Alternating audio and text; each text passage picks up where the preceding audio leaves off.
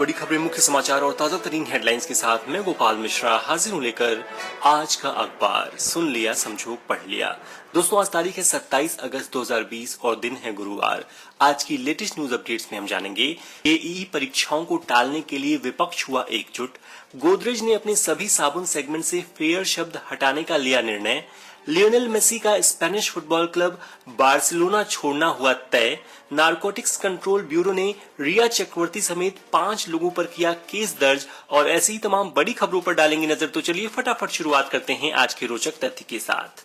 कल women equality day मनाया गया। यह दिन हर साल 26 अगस्त को मनाया जाता है क्योंकि 1920 में इसी दिन अमेरिकी संविधान में 19वां अमेंडमेंट हुआ था। इसके जरिए महिलाओं को पुरुषों के बराबर वोटिंग का अधिकार मिला था। जी हां, इससे पहले अमेरिका में महिलाओं को वोट डालने की इजाजत नहीं थी।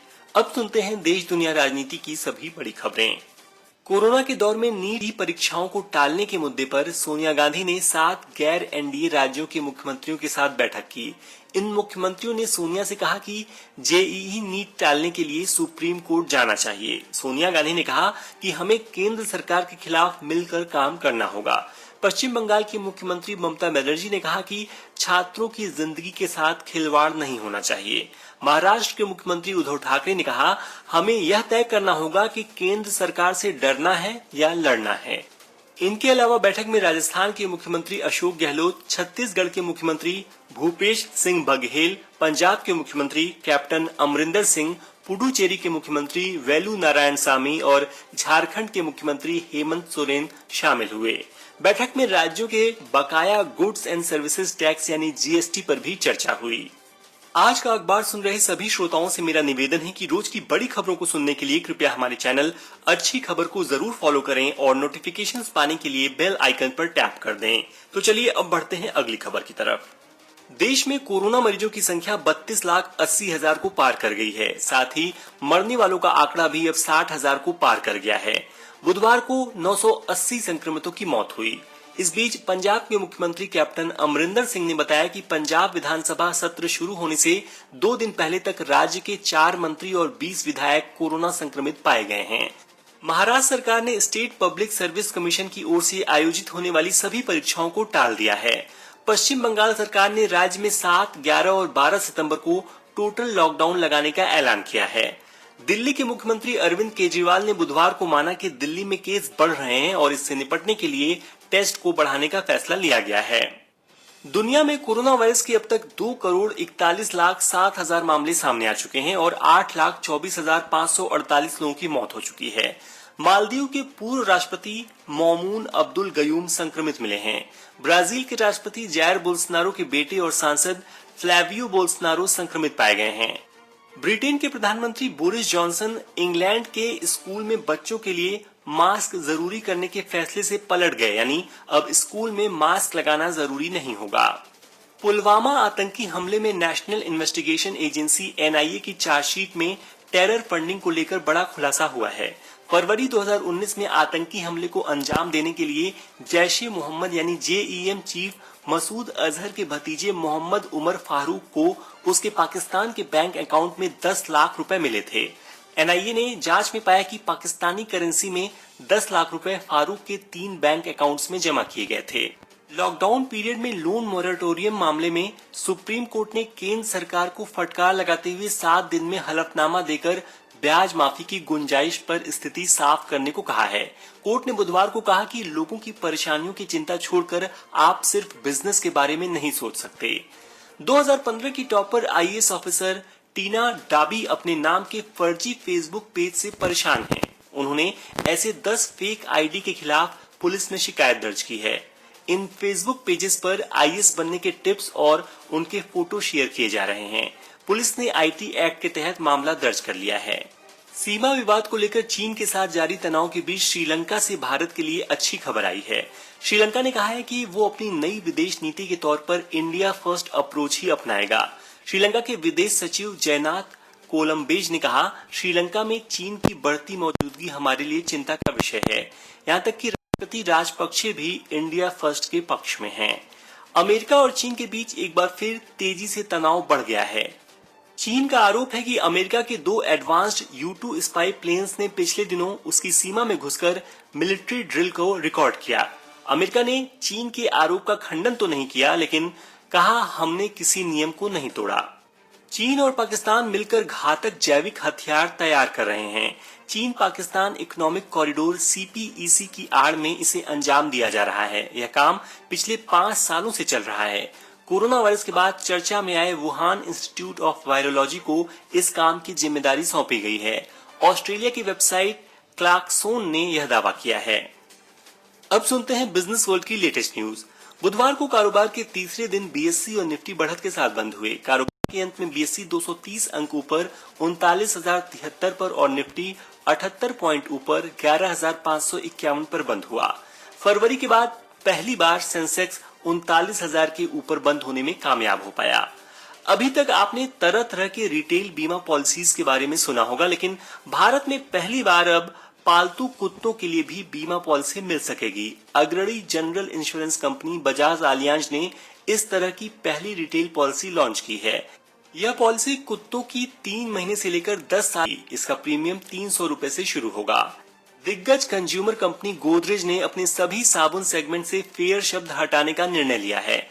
दुनिया भर में रंग भेदभाव को लेकर बहस के बाद भारत की सबसे बड़ी FMCG company Hindustan Unilever, HUL, L'Oréal और जॉनसन एंड जॉनसन ने पहले ही यह फैसला ले लिया था। Water purifier brand Kent RO system limited ने कोविड-19 महामारी के चलते यूनिक प्रोडक्ट तैयार किया है। कंपनी ने AI सिस्टम से लैस touchless face attendance device Kent cam attendance launch किया है, जिसकी कीमत 25,000 रुपए है। यानी अब बस चेहरा दिखाकर हाजिरी लग जाएगी और साथ ही पूरा डेटा भी मेंटेन होगा। वैश्विक स्तर की प्रोफेशनल सेवा देने वाली कंपनी एक्सेंचर पूरी दुनिया में 25,000 कर्मचारियों की छंटनी करने के लिए तैयारी कर रही है। कंपनी के पूरी दुनिया में 5 लाख कर्मचारी हैं। भारत में इसके पास 2 लाख कर्मचारी हैं और इसमें से 10,000 की कटौती हो सकती है। टेलीकॉम कंपनियों के ग्राहकों की संख्या में भारी गिरावट आई है। देश भर में अप्रैल में कुल मोबाइल फोन ग्राहकों की संख्या 116.94 करोड़ थी। मई में 57.6 लाख कम होकर 116.36 करोड़ हो गई। इससे पहले अप्रैल महीने में भी ग्राहकों की संख्या में 85.3 लाख की कमी आई थी।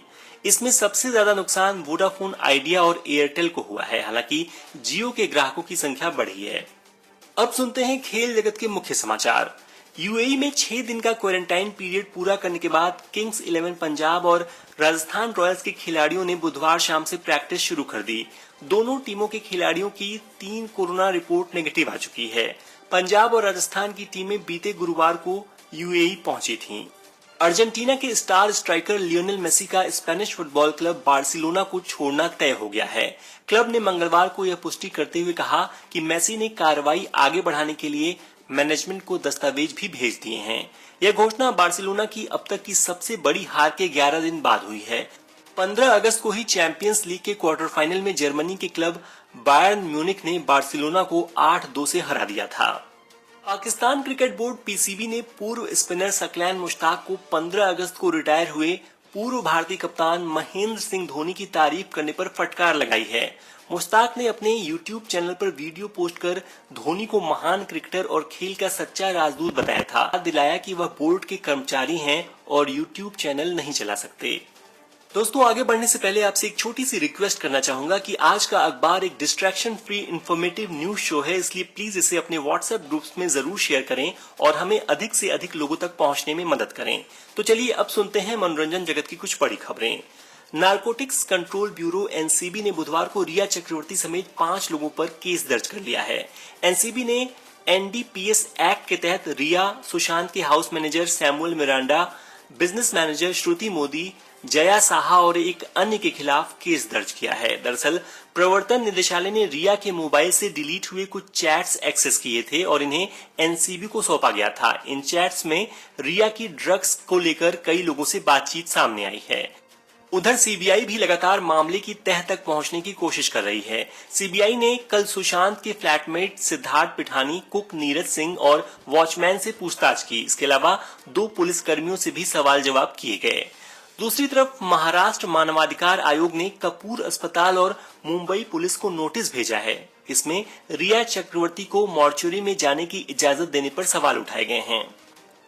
वरुण धवन की अगली film coolie number 1 Amazon prime पर आ रही है। सितंबर के पहले हफ्ते में इसकी आधिकारिक घोषणा की जाएगी। कूली नंबर 1 के लिए अमेजन प्राइम ने 65 करोड़ रुपए अदा किए हैं।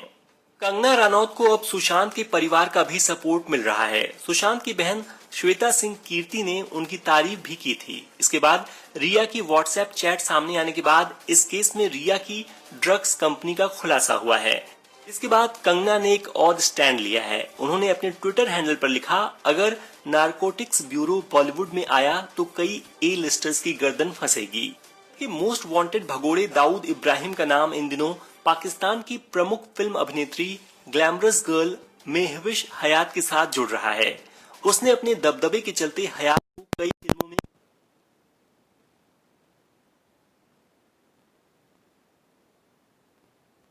काम भी दिलाया है। मेहविश को गैंगस्टर गुड़िया के नाम से भी जाना जा रहा है। और अब आज की रोचक खबर। उत्तर प्रदेश के ललितपुर में सरकारी एम्बुलेंस सेवा लेने के लिए एक फोन आया। शख्स ने कहा वो बीमार है। एम्बुलेंस जल्दी से उसे लेने निकल पड़ी। ड्राइवर बीच रास्ते में पहुंचा तो उसने शख्स को कॉल की, पूछा जाना कहाँ है। इस पर युवक असली कहानी बताने लगा। उसने कहा कि उसकी बाइक का 12,000 रुपए का चालान कट गया है और उसे सब्जी लेने बाजार जाना है। इस वजह से उसने एम्बुलेंस बुलाई है। इस दौरान एम्बुलेंस के ईएमटी ने युवक से बातचीत का ऑडियो रिकॉर्ड कर लिया था, जो अब वायरल हो रहा है।